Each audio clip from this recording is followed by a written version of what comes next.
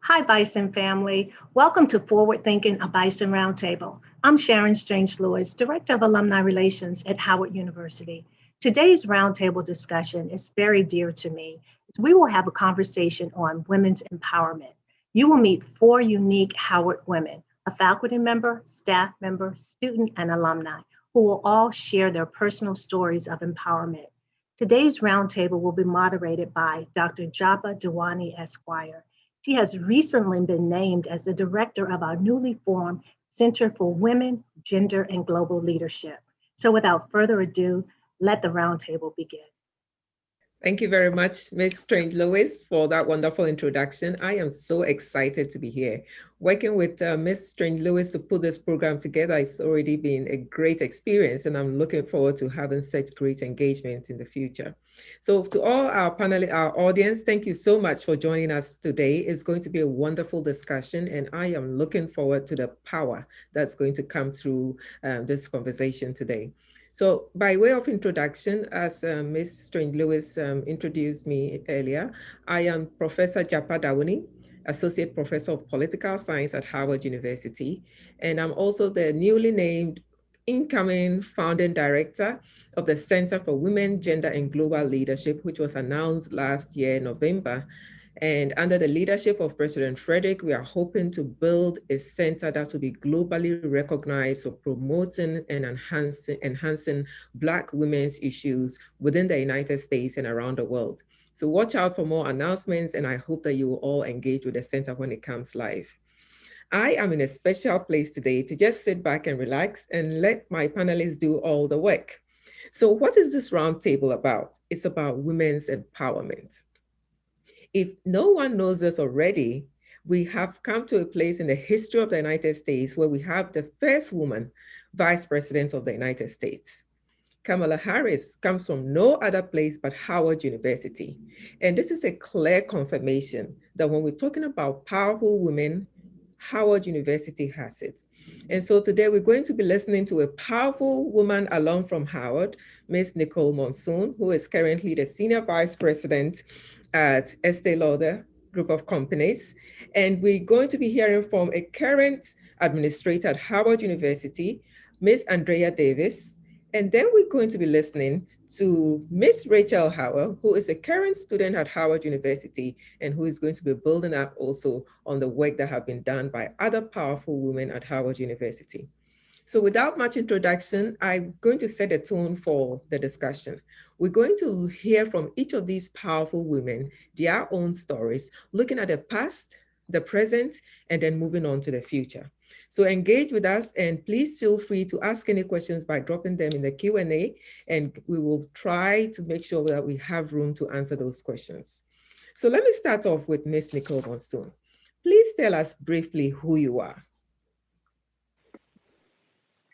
Thank you, Dr. Wani, and thank you to Howard for having the foresight to have this amazing panel and to create the space for this conversation. I know it will be meaningful and super powerful. You know, who am I? I am an empowered woman, I think. I am Gracie and Artemis's daughter. I am Sebastian's mom. I am somebody who cares deeply about empowering other women. My journey has not been a straight journey. I am somebody who's from Oklahoma, who never imagined that I would end up in New York City as an executive at the Estee Lauder companies. And I had a whole lot of help along the way, including some amazing support at Howard University. I am somebody who believes in empowering other women. I think Maya Angelou said, you may not control all the events that happen to you, but you can decide not to be reduced by them. I am somebody who has made that decision not to be reduced by the events around me, and have taken, every opportunity to try to excel and to be somebody who lifts other women as I climb. Thank you very much, Ms. Monsoon. That's a wonderful introduction. Now I feel like I know you from a long time back. So thank you. Getting to know you more. So I'm going to shift now to Ms. Andrea Davis. Ms. Andrea Davis, tell us who you are. Thank you, Dr. Dawani. And again, thank you to Howard University for this powerful conversation. I hope that it is a platform for additional dialogue to continue after today. I am, if you looked at my email signature, I would say that I am a Bison, I am a Detroiter, I am a womanist, and I am a believer. And I think that those four attributes really define who I am as a daughter and as a young woman living in a world that is ever changing. It's important for me to maintain my foundation and to remember who I am. So I think those are the words that describe me. I'm proud to be a Howard Bison anywhere that I go. I talk about my dream school, and I am a daughter who has really been poured into over the years by not just my biological parents, but shout out to them who are hopefully watching, but also my village, my friends, my church family, my Howard family, etc. Thank you very much, Ms. Davis. So you did mention that you are a womanic. So I'll come back to that conversation just so our audience can understand what that means. Thank you for that introduction. So I'm moving now to Ms. Rachel Howell, who is a current student at Howard University and a student leader. So Ms. Rachel, tell us who you are. Hello, everyone. I currently serve as the president of the Howard University Student Association, but I would really say that I am a child of God. I would say that, as I embark on this new journey, as I'm approaching graduation, I really understand that, it's more than, just me. I would say that I am just steadfast in learning more about how my will and God's will aligns. Thank you, Ms. Howell. Nice to know you and nice to meet you. So now we go a step further and I turn now to Ms. Monsoon. Ms. Monsoon, you are an HBCU grad in all ways. You went to Spelman, so we'll give a shout to our sister school, Spelman, but you are a Howard alum and we'll own that in all places that we possibly can. So tell us a bit about your experience at Howard Law and how that defined and shaped who you are today. So I am a very proud graduate of Spelman, but I'm a very proud graduate of Howard. And without question, I sit in the seat I sit in today because of both of those experiences. But I attribute my most recent success to my Howard experience. My journey to Howard, I left a career. I had a whole other career before I came to law school. My journey to Howard was an interesting one. It was one of those where people said, maybe you should think not about going to another HBCU. And obviously they were wrong. I made the right decision. I think everything turned out exactly right.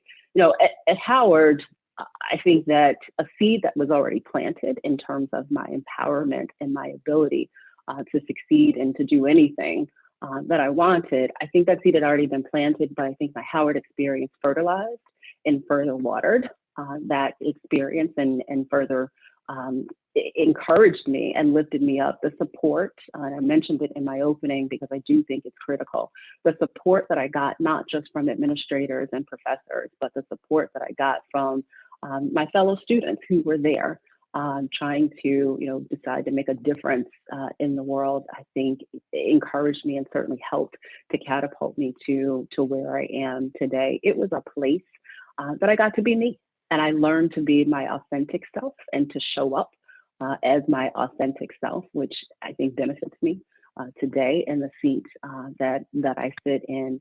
It was an experience that everywhere I go and every time I get a chance to tell somebody about the amazing experience I had at Howard, I absolutely do so and encourage all others to consider going to Howard Law. I didn't get to have the undergrad experience at Howard, but I am grateful that I had the law school experience. And I guess I would just leave you with this point about my experience and my journey at Howard. It really was a place that I felt like gave me a platform to explore what I was truly interested in and what I truly wanted to do, and a place that continued to reinforce what my parents always taught me with service. I think service is the gift, is the rent I pay to live on this earth, and Howard, without question, continued to fuel that has been instilled in me. And so I'm just grateful for the experience that I got to have and where I get to be today because of that experience. Thank you, Ms. Monsoon. So I love what you said, that the seeds were planted maybe partly from home before you came to Howard, and it was watered and fertilized, right? So fertilized and watered, all of that, but that you also had a strong community, and community is key at Howard. Faculty, staff, students, and all of those help make who you are, the holistic person you are today. Wonderful. Thank you very much. So Miss Andrea. And I get to still have that, by the way. We still have that. And that's the beauty of Howard, is when you leave, you don't leave that behind. That follows you wherever you go. Thank you for adding that. And I think that is the whole idea about the Office of Alumni Relations. I've gotten to know Ms. Strange Lewis in the last couple of weeks, and I've just been so impressed in what she's doing. And we have 1,001 ideas that we want to work on. And so I think that's really important. Howard alum have a strong community, and we hope that we continue to build on that and to support each other. Thanks for adding that. So Miss Andrea Davis, you are in a unique position today as a panelist. You are a Howard alum, of course. You are currently also pursuing your graduate studies, but most importantly, you serve in an administrative position as the Assistant Dean for Faith-Based and Community Initiatives at Howard University in the Office of the Dean of Chapel.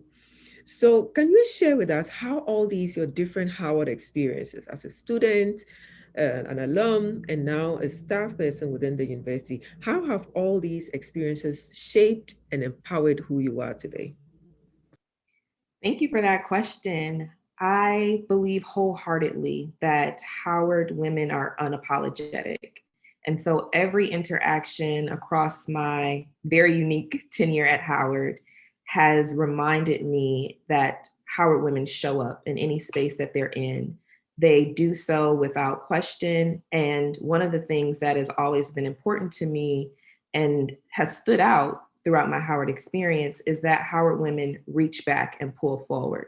And so really to, I think, cement the point that Ms. Monsoon made is that it doesn't end when you leave campus. The connection with Howard women, the opportunities that present themselves, the familial values that were instilled in us are so unique. And Howard University, while of course it's what I would say the #1 co-educational HBCU in the nation, without not giving credit to Spelman, of course, it's still approximately 70% of our student body are identified as female or women. And so to have foundationally at our roots this unique experience for majority Black women, but women from all backgrounds, from the diaspora, from all over the world, who have a voice, who are at an institution where their ideas and thoughts should be centered, really has developed me in all of these areas of life as a student, as a professional,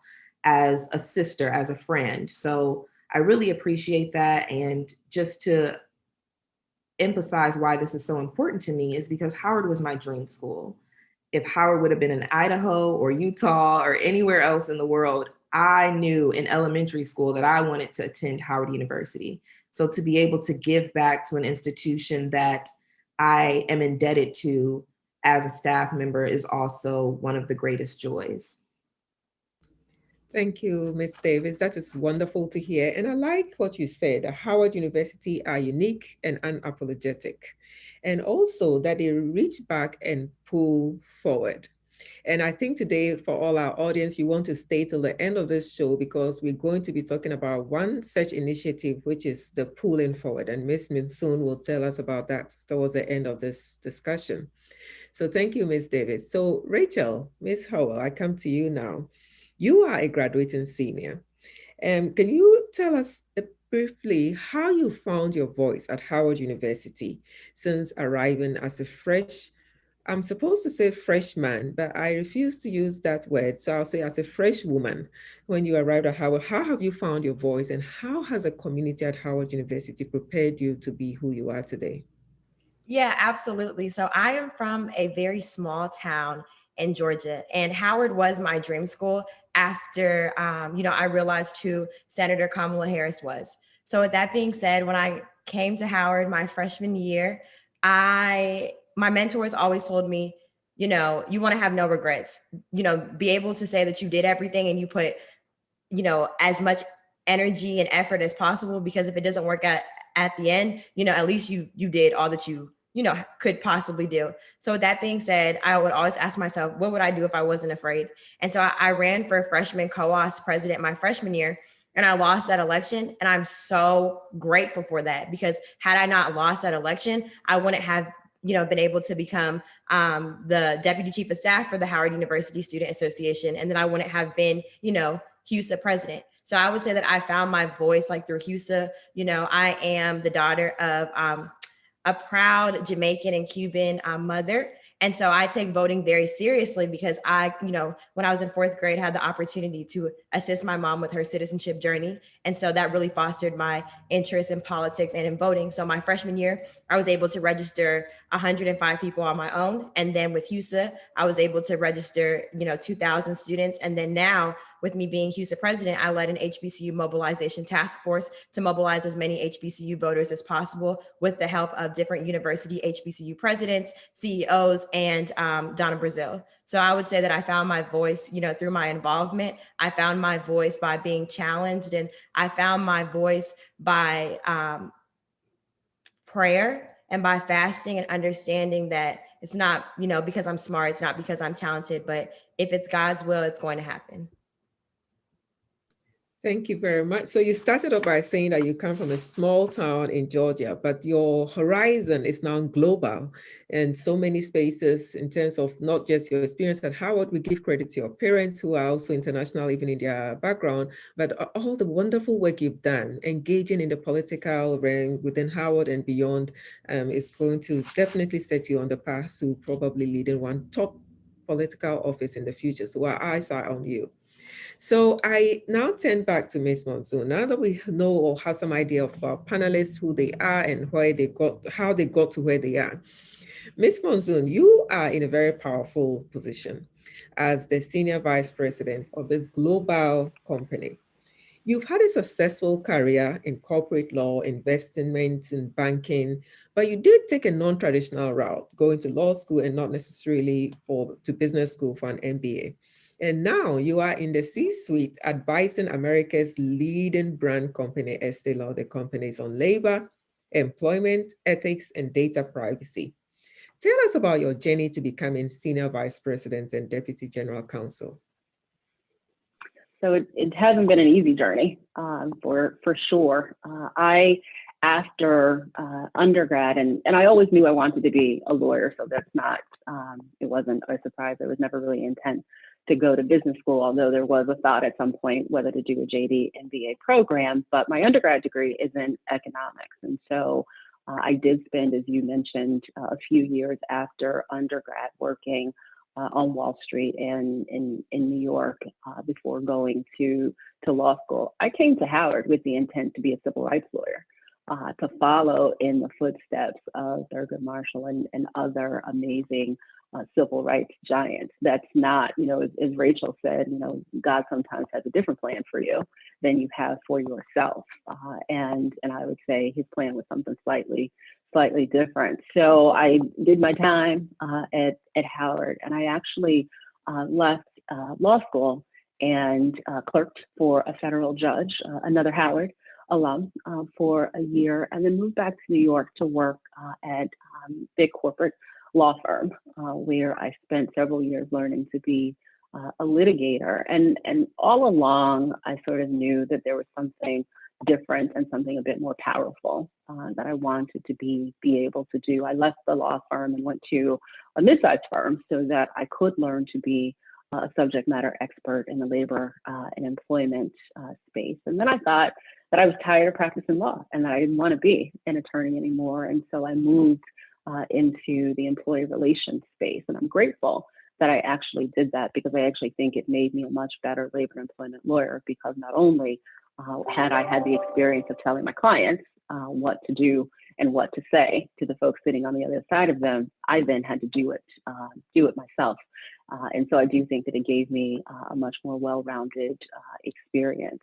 I thought I was done practicing law, but that wasn't the plan. I moved back into practicing law, but this time I spent some time as a labor and employment lawyer, but then got an opportunity to move into the compliance space. And that involves ethics and anti-bribery and anti-corruption. And this really gave me a platform for an international career. I never imagined that I would travel around the world as a part of my job. Never imagined I'd be given such an opportunity, but I was, and I did that. And then this amazing opportunity at the Estee Lauder Company came along. And when I first joined Lauder, I joined solely to lead the employment team, but over the years have taken on increased responsibility. I would say a couple of things about my journey and about how I got to where I got to. It was all about taking risk. I took calculated risk, but it was all about taking risk, and a risk that what I decided to do might not work and that I might fail. And I do know, as my mother has said, since I can remember, nothing beats a failure but a try. And so I tried, and fortunately, through God's grace, I got to be where I am today. So the risk, but also making sure that I had advocates and I had sponsors and I had mentors along the way, I think also really helped in my journey. And then the last thing I would say in terms of my journey of how I got to where I am today is I never forgot where I came from. I have never forgotten that, I'm just that person, that little girl from Oklahoma. I, younger, couldn't figure out where New York was on a map. It was never somewhere that I would even imagine living, but I've never forgotten where I came from. And I'm not my job. It is not who I am. And as long as I think I continue to stay grounded in that, I think that, I'll continue to be successful, but risk-taking, mentors, and remembering where I came from, I think has been huge impacts on my journey and to getting to where I am today at the Estee Lauder Company. Thank you. That's an amazing journey you've been on. And I like this because we have in our audience students, alumni, and other members who may be in a position right now thinking, what do I do next? What should I do? Should I just stay in this position? But your story has been one where you've moved from one place to the other, and it all have taken you to where you are today. And I like what you said. You were not just somebody taking risk just for the fun of it, but you said you were taking calculated risk. And so that's important, building that on your foundation that you have. It sounds to me like your spiritual base is also something that guides you. And you mentioned the role of sponsors and networks and mentoring. And I think that's a roundtable discussion today. It's all also about how do we identify such sponsors and mentoring networks and falling back on your alumni networks. So for our audience who may be interested in finding out and learning more about this, feel free to drop your questions and we'll see how best we can cater to as many questions as we possibly can. So thank you, Ms. Monsoon. So Ms. Andrea Davis, I move to you now. Can you tell us about how Howard University prepared women to lead by offering support through different female-focused campus organizations like the Womenix of the Mecca? Now, for those who may not know the Womenix and how we pronounce it, I may be pronouncing it different from how you would. It's a spelling of woman, but the A is turned into an X, right? So tell us why that X in the name woman and how organizations such as Womenix of the Mecca prepare women for leadership at Howard. Thank you so much. So I think there have been some great points shared already, and I want to touch on that a bit. Howard University is uniquely positioned to serve women and to cater to our needs specifically, or individuals who identify as women or female. What I think is so unique about Howard's history is while they didn't necessarily look like us, Howard's first graduates were female. They were the students of the university's trustees.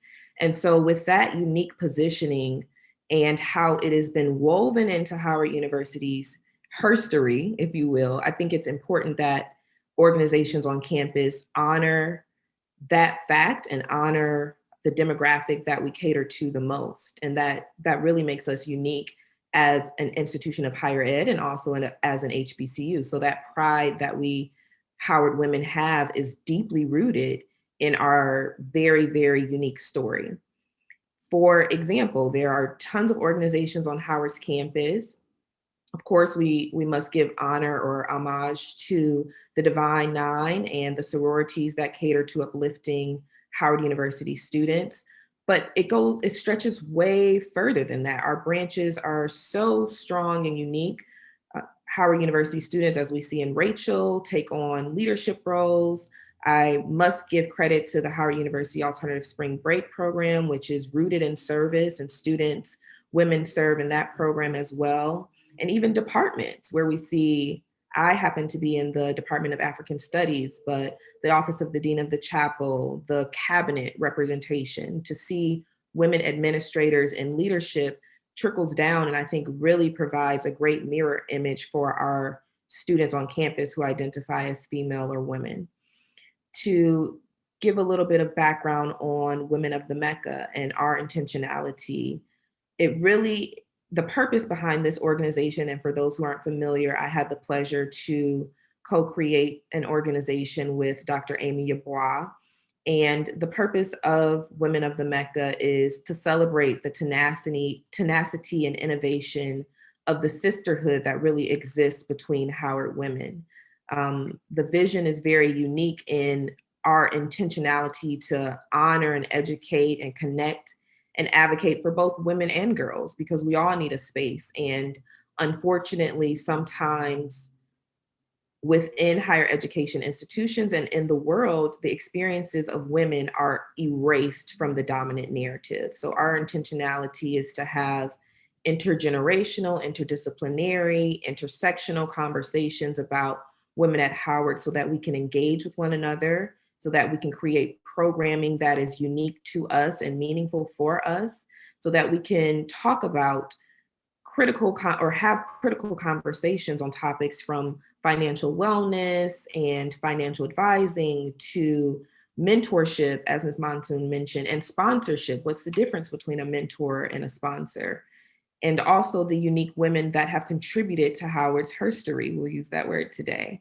So that's really the purpose of Women of the Mecca. And then I believe the final question is, why do we use that spelling? And I had a unique opportunity in one of my classes yesterday to have a conversation about it. And the intent behind it is to be intersectional, to really understand that there are individuals who identify as women on the spectrum. So they may be I identify, for example, as a cisgender heterosexual woman, but we want to cater to individuals who identify however they identify, because they are deserving. And in higher ed, especially, as we have a unique opportunity to engage with emerging adults who are finding themselves, to really honor where they are and allow them to feel that they can be themselves and not be relegated to the way that a word is spelled. So it does not denote what a woman is or their contributions, especially to Howard,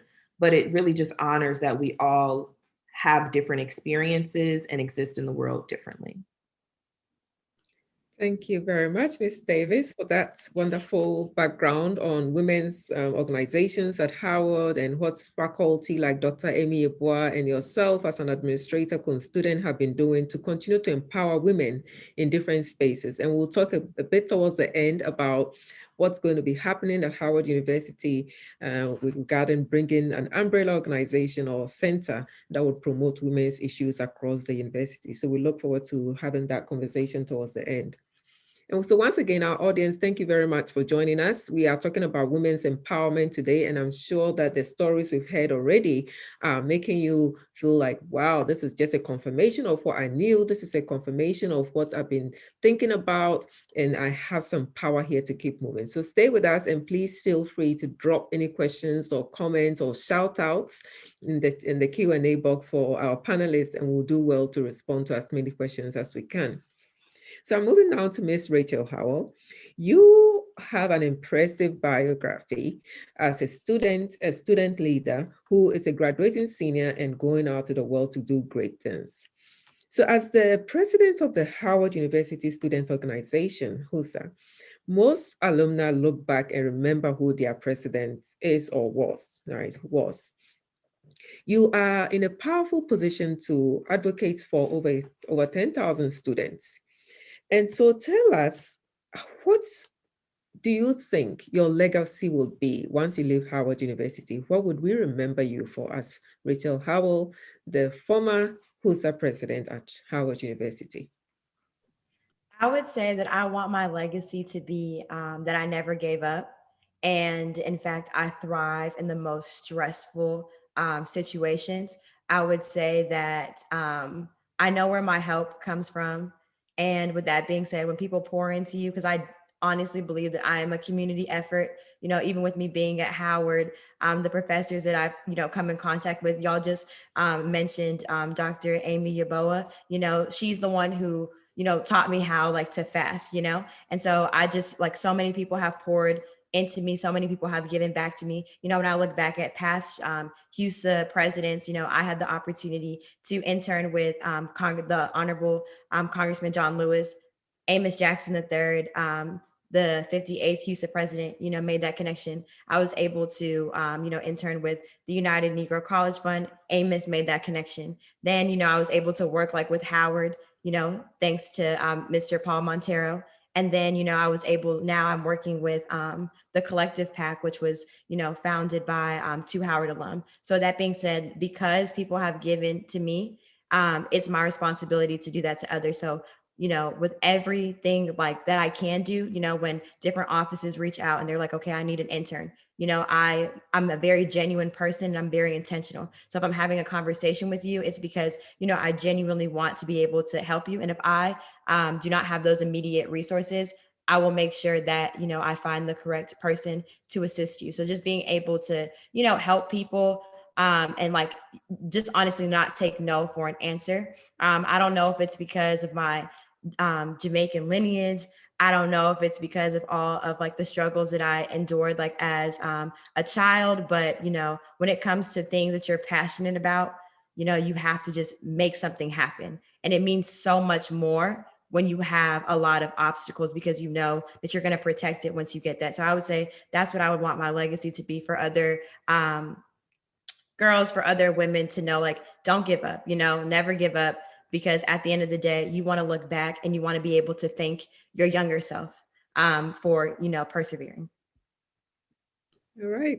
So persevering, never giving up, and looking back and being proud of your younger self. Thank you for that inspiration. So for our students in the audience, remember that. And even for our alumni, we sometimes all need that pick me up moment and reminders. So we'll keep that in mind. I just want to read a quick response from Miss Nkechi Nwachukwu Esquire, which means she's a lawyer. And she says, I'm so proud to be a part of the Howard legacy. And Miss Nkechukwu, we are proud to call you one of our own. Thank you for the shout out. There's a question here that I think I want Miss Monsoon to try and respond. There's a question from Sharida Ragland, and she says, how would you recommend a mother returns to the workforce and the best way to leverage her skills and sponsors or network? So Ms. Monsoon, do you want to give us an attempt at that? A returning mother, Sure. returning to work, and some of the ways to survive in this new environment. Sure. So the first thing I would say is make sure that you're going to an organization that embraces women and embraces the responsibilities that you have outside of the workplace, embraces your ability to show up with everything that you have responsibility for. I also think you need to be clear about what it is that you're interested in and clear about what it is that you're looking for to make sure that you are finding the right organization. And in terms of the best way to leverage your skills and sponsors and networks, I wasn't always good at it. By the grace of God, I've gotten to where I am, but I wasn't always good at it. When somebody says, call me, when somebody says, email me, when somebody gives you their card, call them, email them, reach out to them. And if they don't respond to you the first time, do it again. They're busy. I did not always take advantage of that. And, I try not to live life with regrets, but that is certainly one of the regrets. And so I encourage you not to have that regret. Reach out to people who can introduce you to other people. Certainly Howard women are always willing to connect you. And if I don't know somebody, and I'm happy to try to connect you personally, if I don't know somebody, I probably know somebody who does know somebody, who can help you. And so, leverage your skills, but also be clear about what your skills are and what your strengths are and what your opportunities are. We're not always that great about really thinking about what are you good at and what are you not so good at, and being honest about what you're not so good at, and taking the opportunity to try to find ways to improve upon that. And so I would say, go back into the workforce with empowerment, with ownership and control, because nobody can control your career but you, and you can absolutely do it. Thank you. That's very powerful. So perseverance, I think it kind of links back to what Rachel just said. Perseverance, even when you are reaching out to people, persevere. People tell me I'm very persistent, and sometimes I have to draw the line between being persistent and being a pest. Sometimes you're like, okay, maybe I'm pushing too much, right? Let me just hold back a bit, but don't give up. And I want to read something that was dropped in the chat box. Someone said, yes, so frustrating when you reach out to young people and they don't take you up on it. So to our students who are listening in, and even to some of our younger alum, it's important, like Ms. Monsoon said, reach out to people. They have a good intent for you. Utilize that opportunity, the door that they've opened for you, and just wait and see what's going to come out of it. So thank you for sharing that. Ms. Andrea, there's a question for you. Are there other things HU can do to support their women students? And what is the status of ASB, which is Alternative Spring Break, this year with COVID-19 still prevalent? Great question. I believe that Howard University is on track, hopefully, to, based off of the university's administration, to soon have its first female president. I hope that that is in the future. And I think that that will really cement Howard's support of women. We have women in academic roles as academic deans. We have women who lead as a part of currently the president's cabinet. We have women, obviously, who are organizing and who serve and who catapult the university in the direction that it should go. And so I think the leadership now is very strong, and I would really love to one day see a president of the university who can really cater to the vision of women and really, really focus on the needs of women. Not that that isn't a focus now, but one of the things that I've talked about often is lived experiences. And so someone who can share in lived experiences, not at all that women, Black women or Howard women are a monolith, but someone who has a connective tissue, if you will. And Alternative Spring Break is one of the programs I mentioned earlier. It's the university's largest service project, and it happens every March. And so this year, I have the pleasure of serving in the Office of the Dean of the Chapel and coordinating that program. And it will be virtual. We'll be serving more than 16 sites across the nation, and hopefully some global sites as well, conducting service as Howard Bison do in true Howard Bison fashion. So for more information, you can visit chapel@howard.edu and follow us on social media. We would love for you to be engaged with us and learn about our service-oriented programming. Thank you for sharing, Ms. Davis. So I'm going to read a comment in the box from John Shackelford. Very impressed by Ms. Howell and Ms. Davis. Amazing gifts God has deposited in you both, and Howard is in excellent hands. Ms. Monsoon is the epitome of undaunted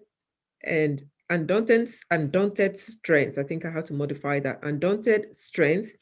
And your dedication to yourself and career is such an inspiration. I love my Spelman fellow HUSLer and line sister dearly. So a shout out to all our panelists from John Shackelford. So we're going to move now to the third question for discussion. And I think that fits in very well with a question that was thrown in by Denise Herring Davis. Denise Herring Davis says, an amazing discussion. Ms. Monsoon, how is your company supporting Black women? So with that question, I lead into my third question, which I think maybe would feed into your response somehow. The third question I have from you is that we've been hearing about a new partnership between Howard's Department of Alumni Relations and Estee Lauder Companies, where you are SVP, called She's Howard, Own Your Power. Can you tell us about it and what should our alumni expect from this new initiative? Absolutely. And before I jump into that, just a huge thank you to Sharon Strange Lewis, who this really is her baby, and we just get to be the beneficiaries of her forward thinking, and we get to be the partners in making this magic and making this happen. So a huge thank you to Sharon. But we announced, Howard and the Estee Lauder Companies announced in late January, She's Howard, Own Your Power. It is scheduled to launch towards the end of May. And the goal really is to support the success of Howard University alumni through experiential learning. There will be career counseling and coaching, and there will also be professional training and self-empowering mentorship networking opportunities. And self-identifying alumni will get a chance to engage and participate in virtual networking events, an amazing lecture series that we have planned, and seminars on relevant industry topics.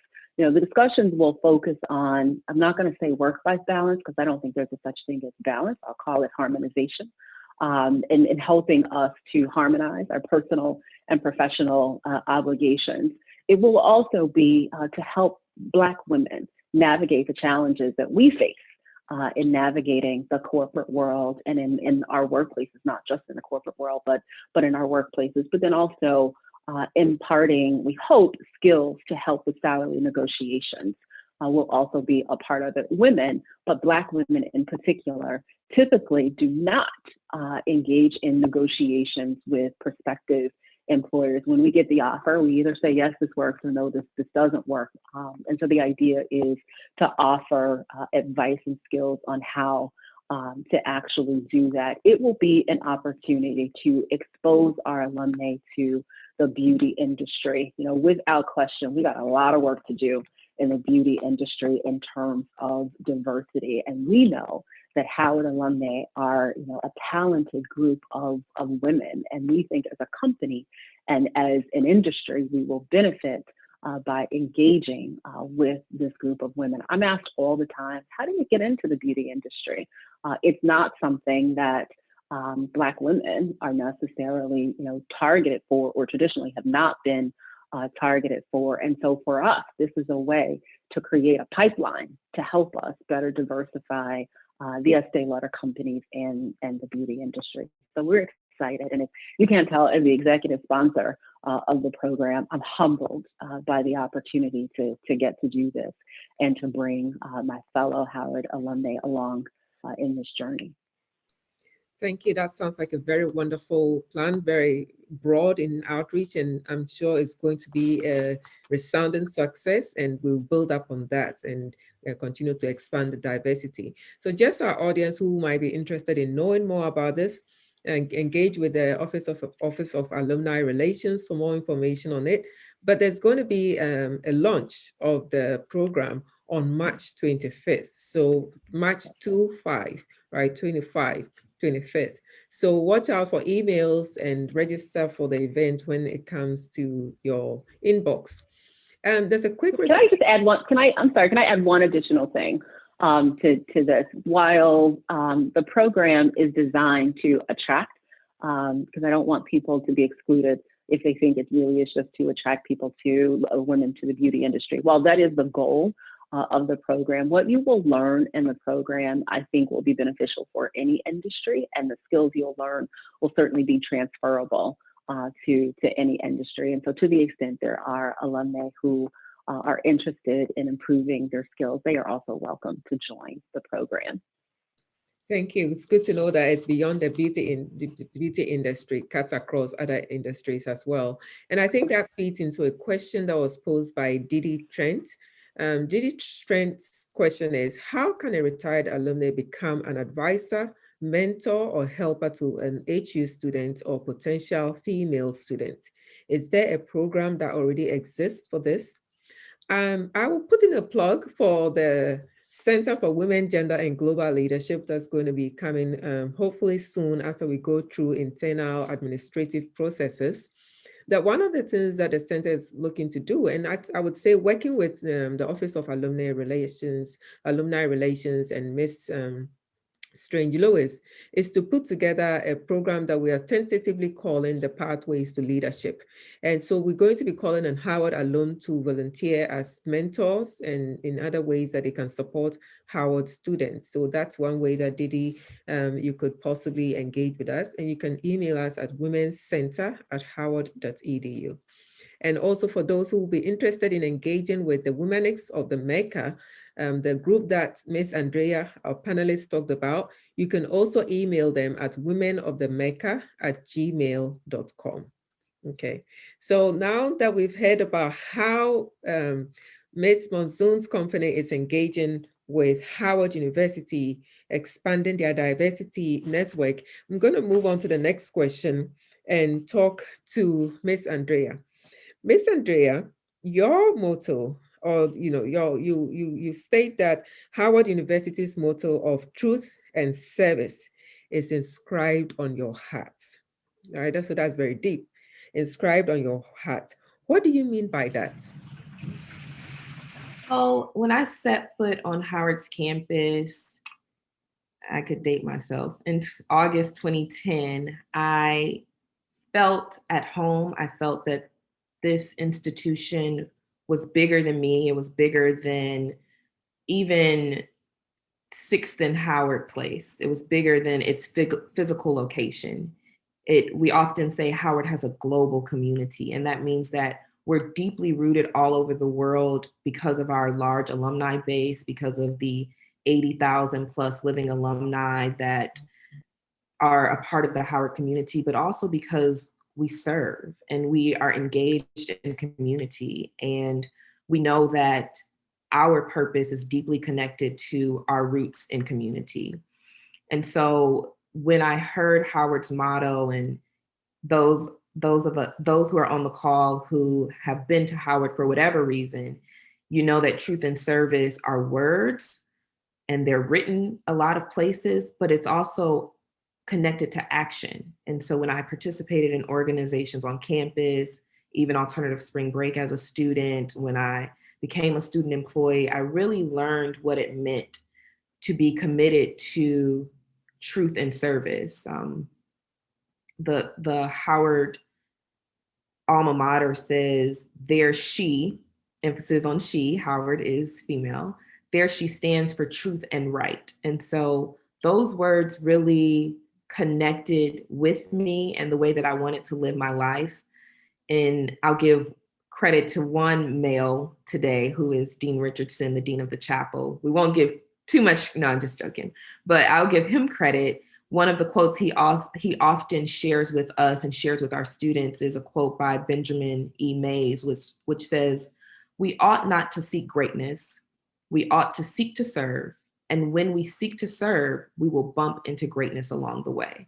And I think in the vein of truth and service, in the vein of finding ourselves as students, as staff members, as faculty members, as alum, because it's a constant journey, that is why those words are written on my heart. And even when I may get caught up in things that can distract us, I center myself in focusing back on those words and the action behind it. And so I'm grateful for my Howard community, some of my friends, members of my village who are even on the call today, because even when we can get distracted, even when there are so many things going on in the world around us, it's always important to have something that centers you. And I think almost everyone has mentioned a connection to spirituality or faith. And I appreciate that so much, because these words help me to be centered, and my faith and spirituality and my village also do the same for me. Thank you very much for that. So Demetria Thompson says, yes, Andrea, a great quote. And also adds, proud class of 1994 here. Yes, I am that quote unquote old. So she's owning her oldness and all the glory that comes with being wise and old. And old is a beautiful word. So let's own it. Thank you, Miss Demetria, for sharing with us. So, Miss Rachel Howell, you are a graduating senior, as we know. You've done great work at Howard University as a student leader, and now you are leaving, or soon will be leaving us. Tell us what you've learned academically, socially, spiritually, you name it, and how you think that's going to shape your future once you leave Howard University. Right. So I will say that I've learned a lot about myself and a lot about, who I am, the things that I like, the things that I want to do. And I feel as if I've come to an understanding of, my purpose, or just, at least a glimpse, or, a small percentage of it. And, we're really put on this earth to give back to other people. We're really here to, just pour back into our communities. And so with that being said, I want to take all that I've learned from Howard, all that I've learned from the Howard University Student Association and my proud organization of Alpha Kappa Alpha Sorority Incorporated. I want to take all of these skills, just learning how to master grace, learning how to, stay calm when you really, you would even be justified if you went off the wall a little bit, right? I want to take all these skills and I want to apply it to mentorship, for long term, because I already feel like I do that now. Like as soon as I learn something, I'm always the one like tweeting about it or reaching out to my line sisters or, my friends or my mentors. And, I really feel as if I am, the megaphone, like to the student body. And so, but once I graduate, I want to turn this into all these lessons that I've learned into advocacy through policy. Because, especially as I'm graduating, I'm always thinking, okay, Rachel, what am I going to do with my life? How can I know I understand that this world is so temporary, but while I'm here, I need to make a difference, right? So what does that look like for me? So I feel as if, that's the career that I take, within policy. That's how I'm going to be able to give back, and always giving credit to God, always. Wonderful. So, Rachel, I'm going to ask you this, and we're winding down gradually. But I do know that you plan to go to law school, so you also have law school in your horizon. And so, tell us just in a few words why you want to go to law school, and maybe why Miss Monsoon could be your line sister, if I can use that word loosely, in guiding you. But I'm sure there are many other alumni listening today who could give you guidance and networking. So, why is law school important? Why are you considering law school? Yeah, so I would say that I'm interested in, attending law school just so that I can have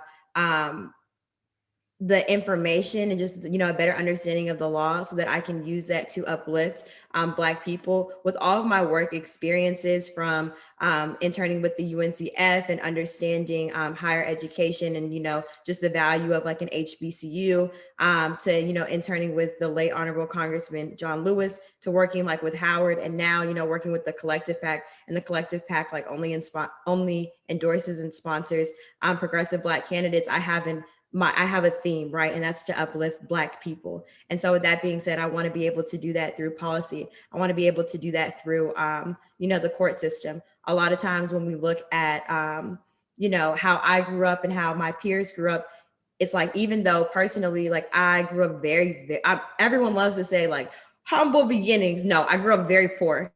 But had I not been, in an environment where, I had access to resources, I don't know how my life would have turned out, right? And so zip codes shouldn't affect, the quality of life that we experience. So that being said, I want to, go to law school so that there can be, other opportunities for like young Black girls like myself. And also I feel as if, when it comes to just my journey in life, things have been so unconventional. And I love that, right? Because, with all situations, right? Because even now, I'll probably attend law school within like the next 2 to 3 years. Like I've already taken the LSAT twice, probably going to take it again. Everything like, is in order, but I really want to maximize on like this, political climate, within DC. But with that being said, like I want to go to law school for one, of course, to give back to Black people and always possible through policy and through criminal justice reform. But also I want young Black girls to look back and be like, oh, if Rachel did it, oh, I know I'm going to be able to do it. So for inspiration purposes as well. Thank you very much. So that sounds like there are many reasons why you want to go to law school. So I think as we heard from Ms. Monsoon, somehow loosely, and we just have to be flexible and keep moving and shuffling around and keep moving up. So there's definitely going to be an end result for you in getting to law school. I went to law school myself, and it's a long journey, but it's a fulfilling journey, and you can always do anything with a law degree. So I wish you all the best, and I'm sure there are many alumni along the way or at Howard who would be happy to go with you on that journey. So Ms. Demetria Thompson tells us about all that she did at Howard University. She was very engaged in student organizations, Baptist Student Union, UGSA, College of Fine Arts Student Council, the Howard Players. And she says that all of these experiences at the Mecca have helped shape who she is today. And she wishes alternative spring break had been around when she was a student. She would definitely have participated. And so Andrea says that HUASB is 27 years strong, and thanks to the support from alumni like you. So our alumni, we are very grateful for supporting ASB. And maybe, Miss Andrea, this might be a conversation that you might want to have with this ASB and see how you can involve alumni on going on ASB. All right, that's the conversation. I don't know. I'm just putting it in there. So Ms. Demetria Thompson, reach out to Andrea and let's see how we can make it happen to involve our alumni to go on ASB trips. So once again, to all our audience, thank you for staying with us. And this is the point you don't want to miss, because we're winding down and we're going to hear from our wonderful panelists who are going to tell us in a few words, summarizing what the word empowerment means to them. So Ms. Monsoon, what does the word empowerment mean to you?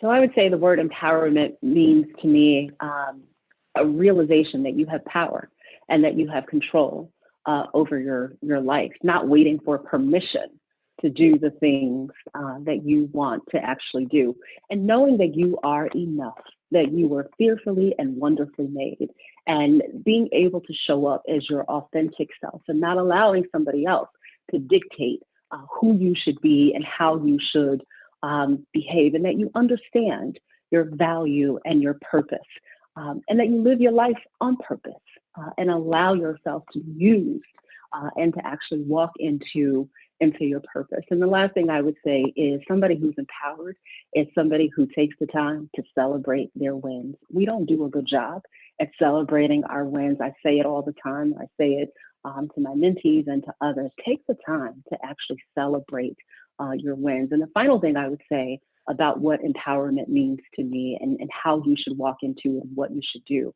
is something Shirley Chisholm said. If they don't give you a seat at the table, you bring a folding chair. Wonderful. Thank you. This is empowering, really. Thank you very much.